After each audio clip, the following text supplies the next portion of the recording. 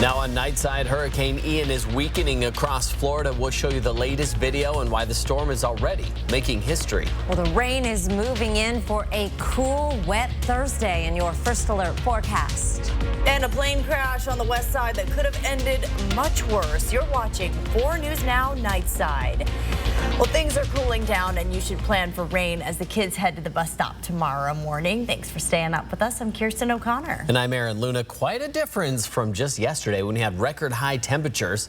Chief Meteorologist Chris Crocker is here with your forecast. We have a big drop in temperatures and some much needed rain just now starting to work its way up through the Columbia Basin. We are dry for the most part in Spokane and Coeur d'Alene. You may have seen a sprinkle or two at your house this evening, but there is more wet weather coming in overnight. Here's our computer model. We're going to go out 24 hours. Starting at our current time, we'll see that rain stream in overnight for a wet start to the day. Here's 7 o'clock tomorrow morning with rain from Lewiston up through the Palouse into the Spokane and Coeur d'Alene area of the Northeast Mountains. There's more rain on the way for North Idaho. As we get into the noon hour, the showers become a little more hit and miss. We may get some nice breaks.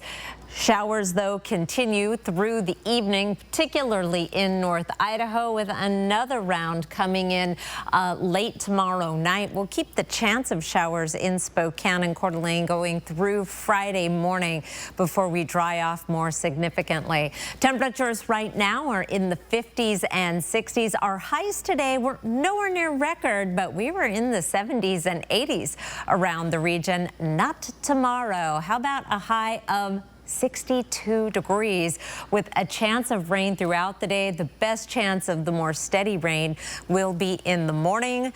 I'll be back with a really nice weekend forecast in just a few minutes. Aaron? Chris, thank you. And we are taking a live look at Daytona Beach. You can see the wind whipping through those stakes there. Hurricane Ian weakening. Some places still under feet of water tonight, and power is out for millions of people in Florida. With a storm surge as high as 18 feet in some parts, Hurricane Ian is breaking records in southwest Florida. Across the state, really, Floridians are dealing with tornadoes, power outages, intense flooding as well. And at this hour, Ian has been downgraded, as you mentioned, Aaron, to a Category 1 hurricane, but still has 90-mile-per-hour winds. And with how large this storm is, the entire state is going to see some impacts from coast to coast. So from Daytona Beach and now new on Nightside, ABC's Morgan Norwood is in Tampa on the other coast with the latest on the conditions there. Monster Hurricane Ian roaring ashore as a strong Category 4. Lashing the Florida Peninsula with winds of 150 miles per hour. This is a really, really significant storm. It will be one of the storms people always remember. One fire station in Naples completely submerged. Probably 4 foot, at least. ABC's Rob Marciano on the ground in St. Petersburg. We've got a reverse serve where the bottom of the bay is exposed in places that probably have never seen the light of day, and at the same time, these huge swells on a normally calm bay. Families trapped by the storm surge. Then you're on the second floor already? Yeah, we're 6 of us in here. The fire department unable to reach them due to the conditions, offering this advice. They need to get as high as they can from the water and try to ride out the storm. That's the best advice I have. FEMA standing by ready to respond as soon as it's safe. We've pre-positioned quite a bit of equipment so we can respond immediately. Once we know what the impacts are and what the additional needs are, we're just going to continue moving that equipment in. But I think that we are positioned really well to meet those immediate needs in the first few hours. One of the most powerful hurricanes to ever make landfall in Florida, now expected to cut across the state like a slow-moving buzzsaw. We're still seeing really dangerous storm surge along the southwest coast of Florida. We're seeing those hurricane-force winds spread inland, and they're going to continue to spread inland across central Florida tonight, reaching places like Orlando. President Joe Biden speaking with Florida Governor Ron DeSantis, promising help. We'll be there to help you clean up and rebuild, to help you get Florida get moving again. And we'll be there at every step of the way. That's my absolute commitment to the people of the state of Florida. And Hurricane Ian will continue to weaken as it moves slowly toward Orlando. Morgan Norwood, ABC News, Tampa, Florida. It's just chaos. I mean, the first thing I'm seeing is people running.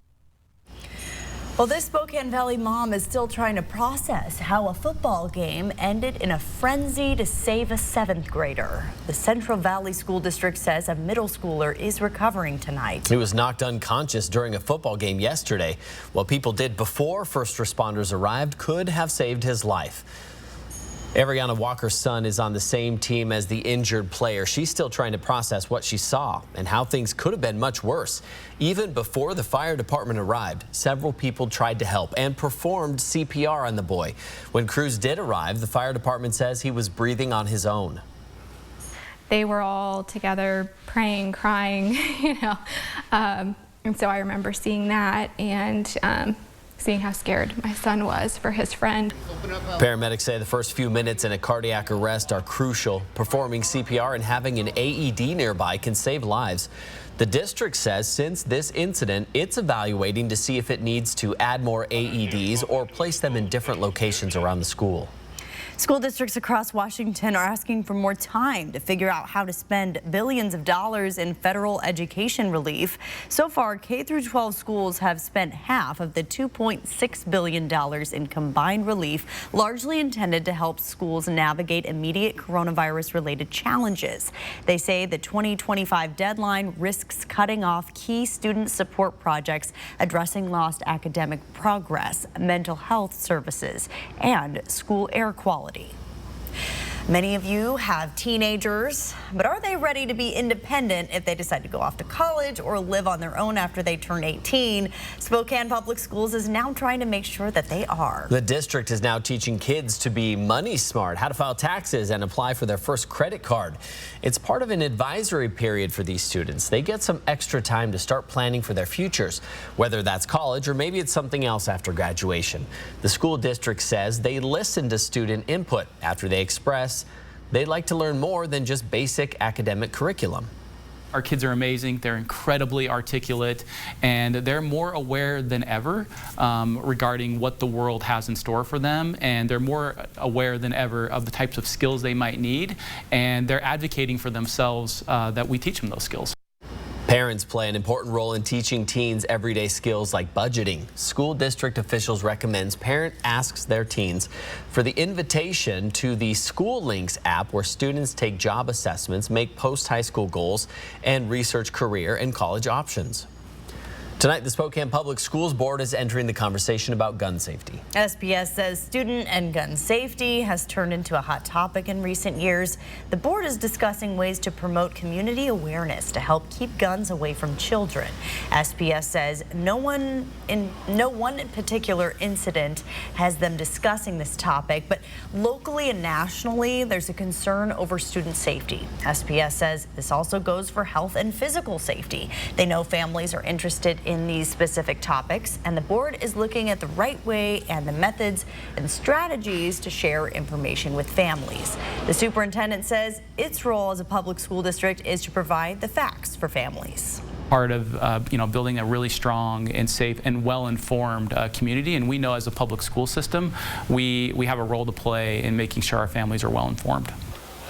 The superintendent says families consume information in many forms, including text, social media, or email. Board members discussed what the messaging could look like tonight. They talked about how to have these conversations about gun storage at grandparents' and friends' homes and recognizing behavioral signs like depression in kids.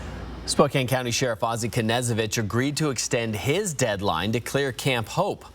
Late last week, the sheriff sent a letter to WashDOT saying he intended to clear the camp by mid-October. Today, city officials confirmed Mayor Nadine Woodward asked Sheriff Ozzie Knezovich for more time while she works with other government agencies on a plan. He agreed to push it back to November 10th. The sheriff's office says that's not a hard date, but rather a timeline date. Jules Helping Hands said earlier this week there were plans to start putting up a fence around the camp today, which would eventually lead to a curfew. We checked the camp today and found no signs of fencing. A man is suing a Coeur d'Alene woman for defamation, saying she falsely accused him of exposing himself during a public drag show. Eric Posey performed at Pride in the Park back in June. His lawsuit says blogger Summer Bushnell knew he did not expose himself, but posted a doctored video to gain popularity online. Bushnell owns and operates her own media company that provides digital marketing and strategy services. Posey says his reputation has been tarnished and he suffered emotional distress from constant public harassment. He's now seeking money for damages and is demanding a jury trial. A candidate for Senate in Utah is gaining some popularity and some mixed reactions. We'll show you the rapping grandma coming up. And as Hurricane Ian weakens, meteorologist Matt Gray explains what made this storm different from others that have hit Florida in the past. And two brothers home safe tonight. The rescue crews didn't think would end smoothly. Nightside will be right back. Track live radar on the 4 News Now weather app. More Americans choose ABC News, America's #1 news source. Thanks to Joe Biden, food, fuel, everything costs too much. His energy policies and massive spending spree are driving skyrocketing prices, fueling the worst inflation in decades. 2 years ago, we were a self-sufficient, energy-independent, energy-exporting nation. Today, our energy production has been crippled. I'm Mike Crapo. I approve this message. Let's stop the spending free-for-all, let loose American energy, and fix inflation. Kimmel is returning to... And he's meeting up with Amy Schumer, David Letterman, Mila Kunis, Jason Bateman, Tracy Morgan, and so many more. Jimmy Kimmel Live in Brooklyn all week long on ABC and stream on Hulu.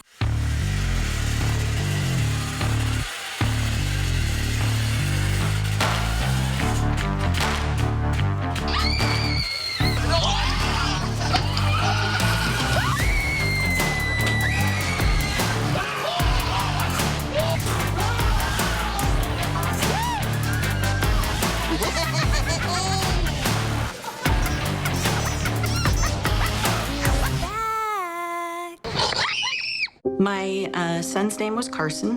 He was just the light of my life. His anxiety and his inability to sleep caused him to purchase a pill from Snapchat, and we know that it's what killed him. Congresswoman McMorris Rodgers is bringing awareness to this. She personally reached out to me. She took the time to hear Carson's story. She has been driven in trying to prevent further loss. I'm Kathy McMorris Rodgers, and I approve this message. 4 News Now welcomes Kirsten O'Connor. You expect more from local news. Important information that makes a difference to you. Kirsten O'Connor delivers. And that's what we mean when we say, expect more. Get to know Kirsten, weeknights on 4 News Now. 4 News Now is brought to you by Northwest Specialty Hospital. Thanks for staying with Nightside. New at 11 o'clock, a firefighter in Naples, Florida smashes through the window of a car nearly up to its windows in floodwaters. After breaking the back window, the firefighter reaches through and opens the driver's door to give her a life jacket. By the end of the video, you see the driver walking out safely with those rescue crews. Just a nightmare. And honestly, that has been the scariest part of all of this, is seeing the aftermath, seeing what people are doing as the sun comes up, because they are 3 hours ahead of us. So people are going to be naturally curious. And unfortunately, meteorologists always warn that that is when they see the rescue crews see the most deaths is in the morning, because there are power lines down, there are floodwaters that you would not expect. And still, that storm surge is coming in. People don't realize and want to go and get pictures and videos, and we just hope that people are staying safe there. I have, a family connection. My mom lives in Naples, so I've been getting as many updates as she can give me with no power there right now. And our meteorologist, Matt Gray, worked in that area as well, and he gives us a look at why this storm is so different. This is the time lapse today of Hurricane Ian as it made landfall in southwest Florida. One of the reasons why this storm is particularly devastating is because of the angle it came in, pushing lots of wind towards the coast. And that means storm surge. Storm surge, all it is the powerful winds of the hurricane essentially taking the waters of the Gulf of Mexico and pushing it onto land and it will destroy anything in its path. That is storm surge in a nutshell. Now, the big issue here is this is one of the most storm surge prone areas of the entire country. You've got whole neighborhoods and islands that are all below 10 feet or under 10 feet below or above sea level. So it doesn't take all that much. And when you're talking about 7, 8, 9 feet of storm surge, that means that there is a lot of places, a lot of homes, a lot of buildings, and a lot of communities that have ended up underwater as a result of this. I want to give you some perspective on this storm surge. So 3 feet of storm surge, that's getting up towards kind of your quads, your hips.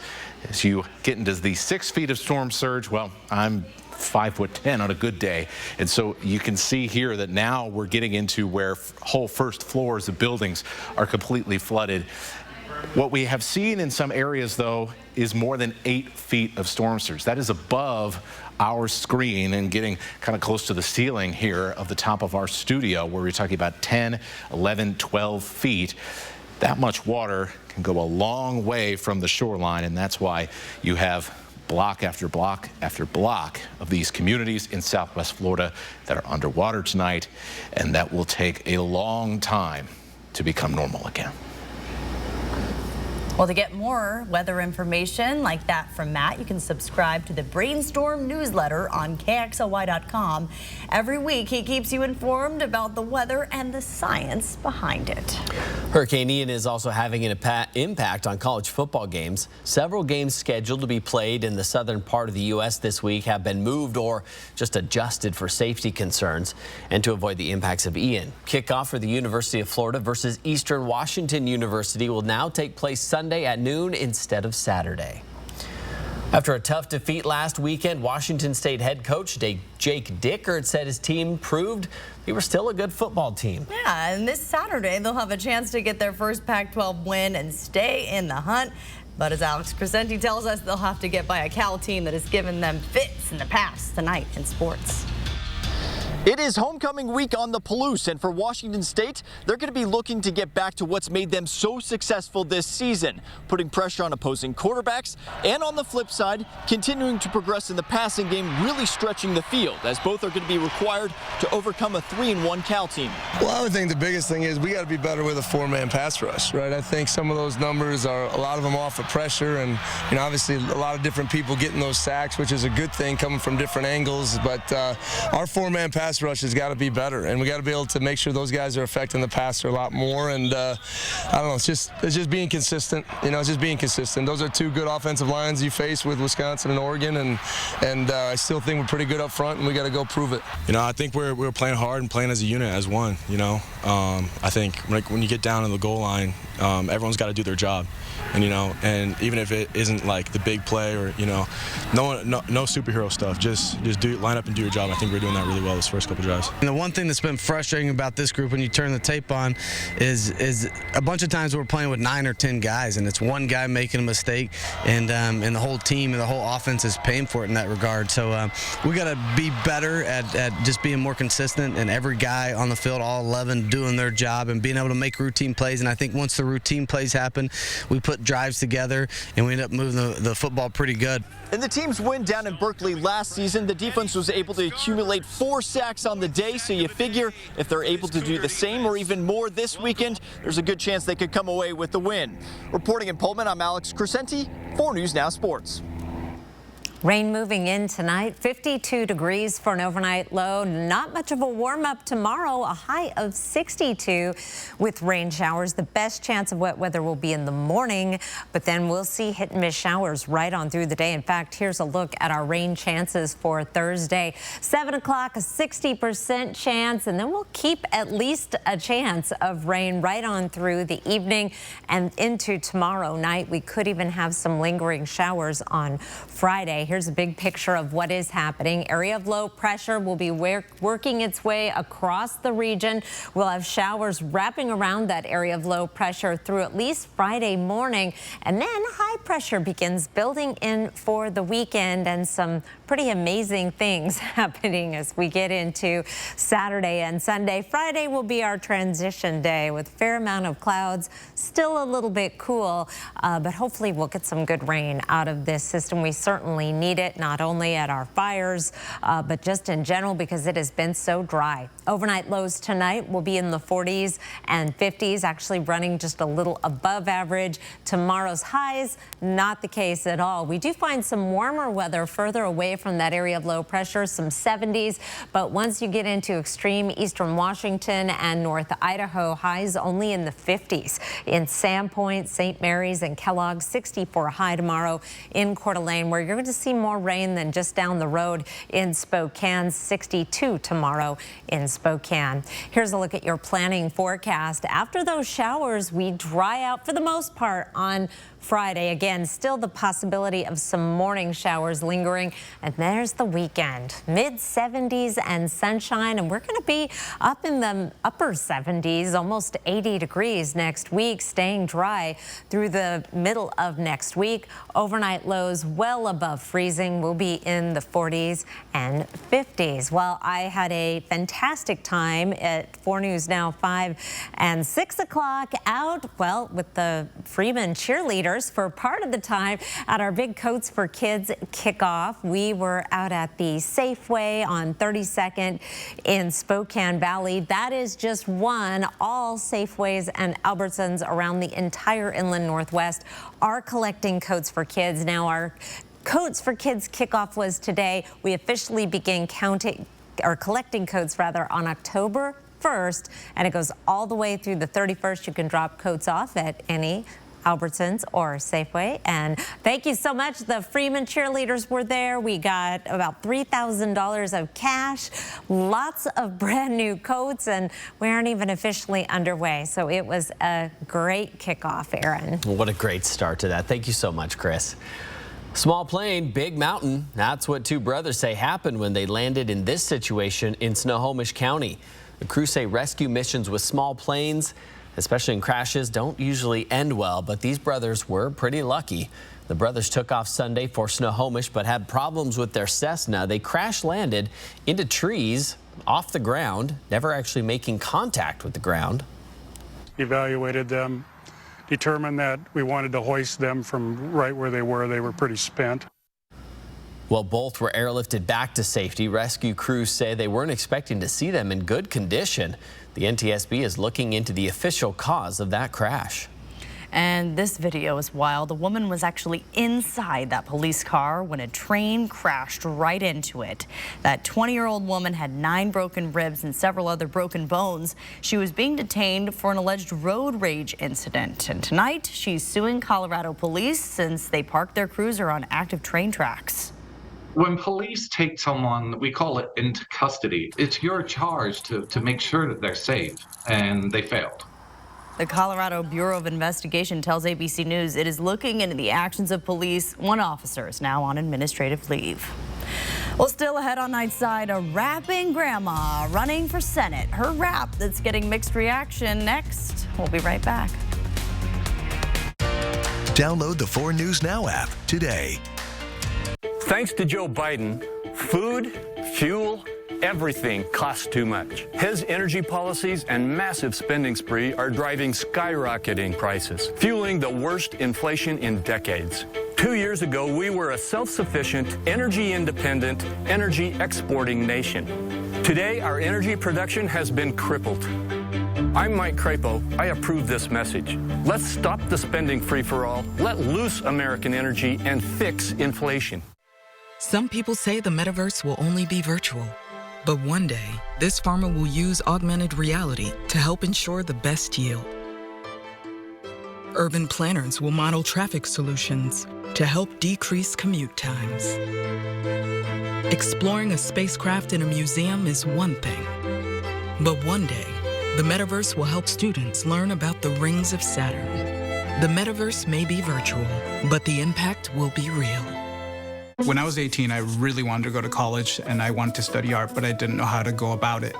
Being undocumented for most of my life, I wasn't able to apply for FAFSA or any financial aid, so I took out some private loans. I kept paying and paying and paying and paying, but they just wouldn't go down. BCU helped me get back on my feet. I took out a credit card with them. It allowed me to rebuild my credit. I just always assumed that the default was like, well, banks always take advantage of you. Being in a credit union has proved to me that, no, there is an alternative.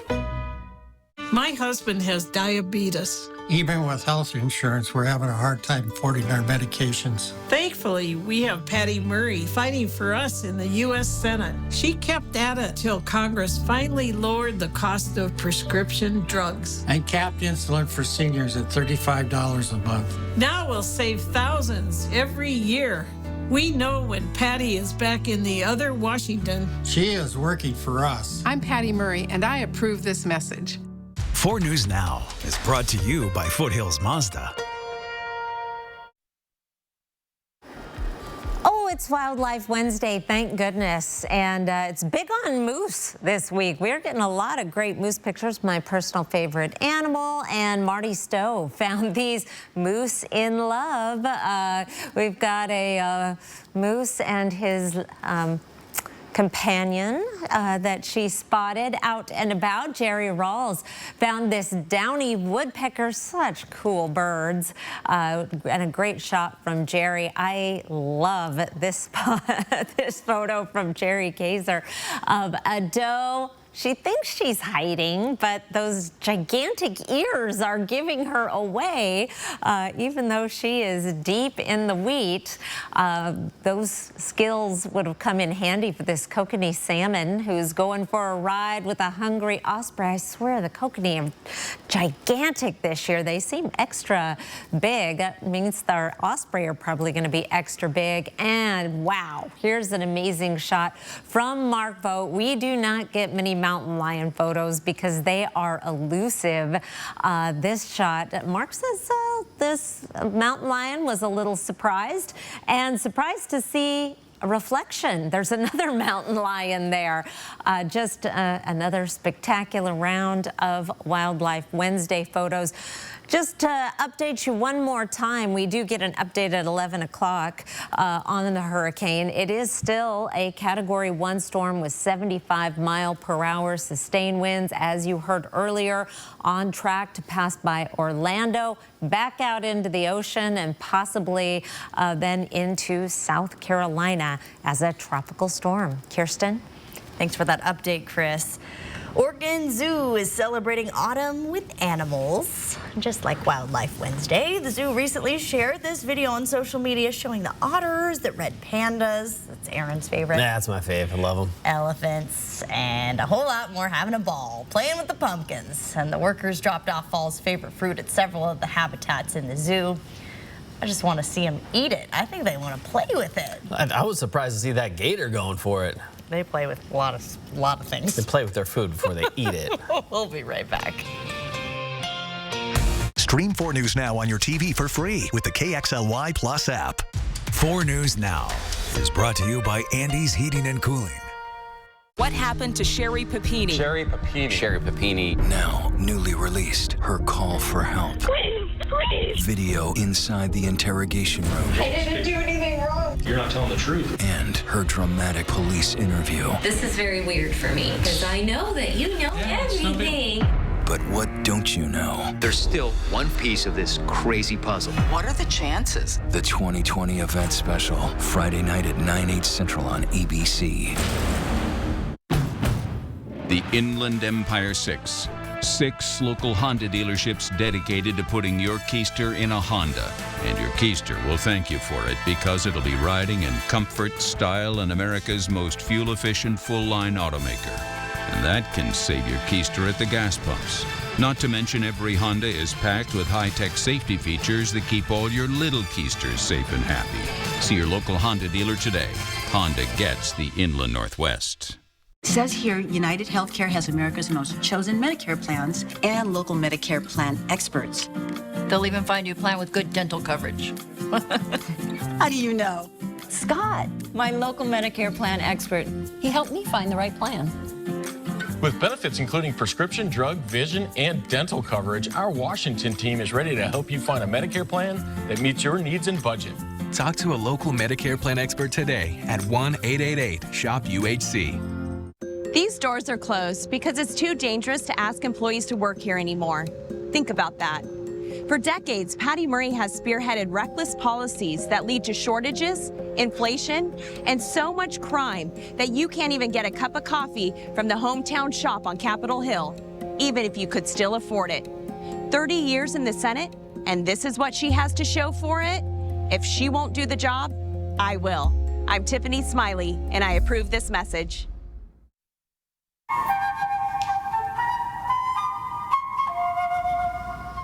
Well, that's Lizzo making history during the Washington, D.C. stop of her tour, playing a bit of history. This is her playing an approximately 200-year-old crystal flute at the Library of Congress. A French flute maker gifted the flute to former President James Madison in 1813. And the Library of Congress kept the flute in its vault for decades before allowing Lizzo to play at the facility, and then later, as you saw there on stage, she was so excited there. I know. She makes the best expressions. Lizzo's real fun. She said playing the crystal instrument was like playing out of a wine glass. Hey, Utah District 12, listen up right here. There's a new name on the ballot for the Senate this year. Boy, oh boy, that's not Lizzo, that's for sure.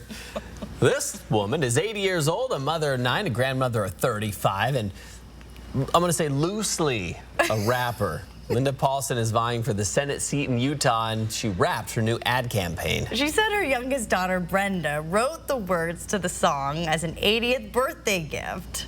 My name is Linda Paulson, Republican and awesome. Love God and family and the Constitution. Love God, love my family, and I love my Constitution. All right, that looks like somebody is remixing it, but I don't know, maybe we have a whole group. Some people don't know how to feel, and others are calling her cute. And someone else said her rap lowered their IQ. Oh, that's sad. We'll be right back. Sign up for breaking news alerts with the 4 News Now app. At 4 News Now, we believe you should expect more from local news. Our team is committed to a community conversation and bringing you information you need when and where you need it. Numerica believes in and supports that mission. I met Chris through a phone call. He was talking to me about his landscaping company, and he was looking to get some financing. What I like about Numerica is when it comes to decision making, it's right down the hall, and we're able to meet his needs within a month. Democrats in Washington are threatening our way of life. Reckless spending fueling inflation. Shutting down energy production here at home. A push to defund the police.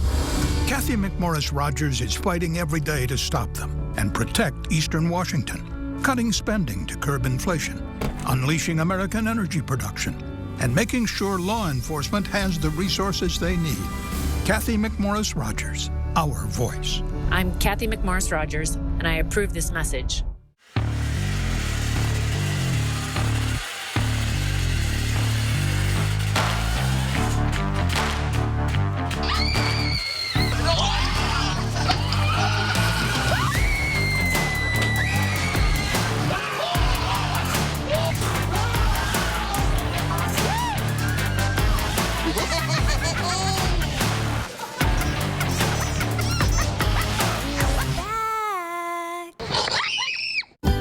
If you're turning 65 soon or over 65 and planning to retire, now's the time to learn more about an AARP Medicare Supplement Insurance Plan from United Healthcare and get help protecting yourself from the out-of-pocket costs Medicare doesn't pay. Because the time to prepare is before you go on Medicare. Don't wait. Get started today. Call United Healthcare for your free decision guide.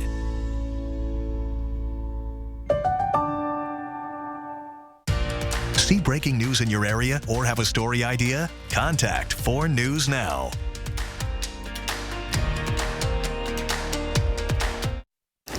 I love to see some green on the radar. Haven't broken out the radar in a while, at least on the radar of the inland Northwest. I know we've got more than rain than we need down in Florida. But we are going to see showers developing overnight and continuing off and on through Thursday. We will get some breaks. Well, just in time for the Hocus Pocus 2 release, fans of the movie can stay at the Sanderson Sisters Cottage this Halloween season. Of course, it's in Salem, Massachusetts, in the woods. It's an Airbnb. You can even try your hand at the Sister Spellbook. 2 guests can stay at the cottage for an exclusive stay for $31 on October 20th. It goes live October 12th at 1 p.m.